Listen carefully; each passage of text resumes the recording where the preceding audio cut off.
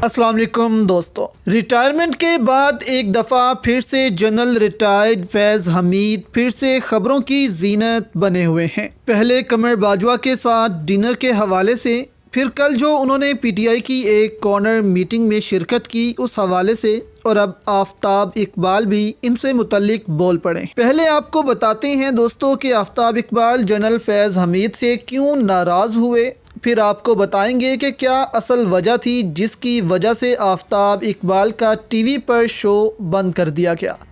सबसे पहले दोस्तों ये जानें कि आफ्ताब इकबाल और जनरल फैज़ हमीद काफ़ी अच्छे दोस्त हैं। इनके मुताबिक क्योंकि जनरल फैज़ हमीद भी चकवाल से थे और इनके म्यूचुअल फ्रेंड हैं चकवाल के, तो इनकी मदद से दोनों में भी राब्ते शुरू हो गए। देखें, आम आवाम को सिर्फ तस्वीर का एक रुख पता होता है कि वो जनरल हैं, आईएसआई चीफ हैं, लेकिन जब वो वर्दी उतारते हैं या ऑफिस से इनकी छुट्टी होती थी तो वो वैसे नहीं थे, बल्कि उनके भी दोस्त यार और महफिलें गपशप की चलती रहती थीं।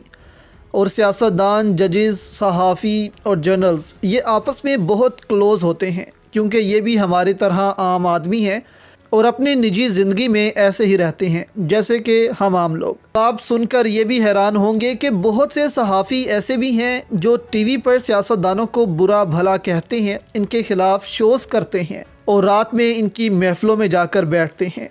तो ये असल चीज़ है कि अपनी नौकरी से बाहर बहुत हद तक सब दोस्त होते हैं। अब इसी तरह जनरल फैज़ हमीद और आफ्ताब इकबाल भी दोस्त थे। आफ्ताब इकबाल ने कहा कि जब आसिफ जरदारी ने जनरल फैज़ हमीद के ख़िलाफ़ खुडे लाइन लगने वाला बयान दिया था तो उस वक्त मैंने जनरल फैज़ को बहुत प्रोटेक्ट किया।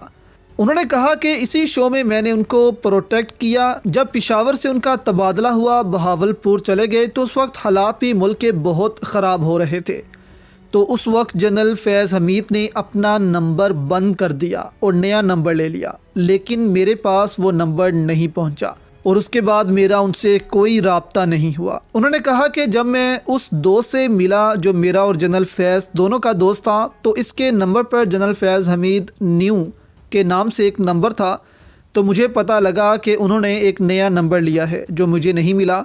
तो इस पर उन्होंने कहा कि मैंने उस दोस्त से कहा कि जाकर जनरल फैज़ हमीद से कहना कि आफ्ताब इकबाल आपसे नाराज़ हैं क्योंकि आपने उनको अपना नया नंबर नहीं दिया।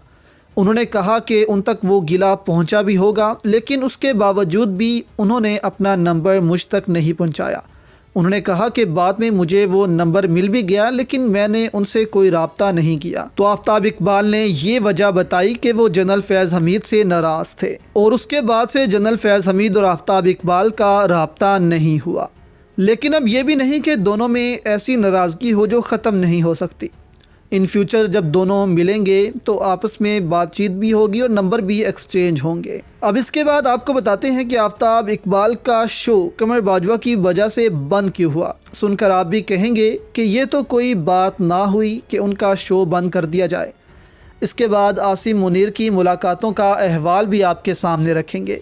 अब देखें, अभी तो सबको मालूम है कि जनरल कमर बाजवा को गद्दार कहने की वजह से आफ्ताब इकबाल का शो बैन हुआ, लेकिन असल वजह कोई और थी। आफ्ताब इकबाल के मुताबिक उन्होंने एक गाना टाइप बनाया था अपने शो के लिए जिसमें कमर बाजवा को सिविल कपड़ों में ही दिखाया गया था।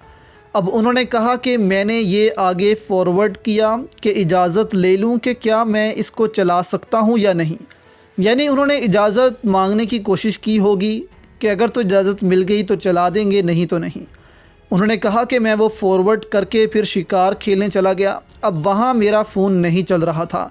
जब मैं वहाँ से फ्री होकर वापस आया तो मुझे पता लगा कि मुझे तो ऑफ एयर कर दिया गया है।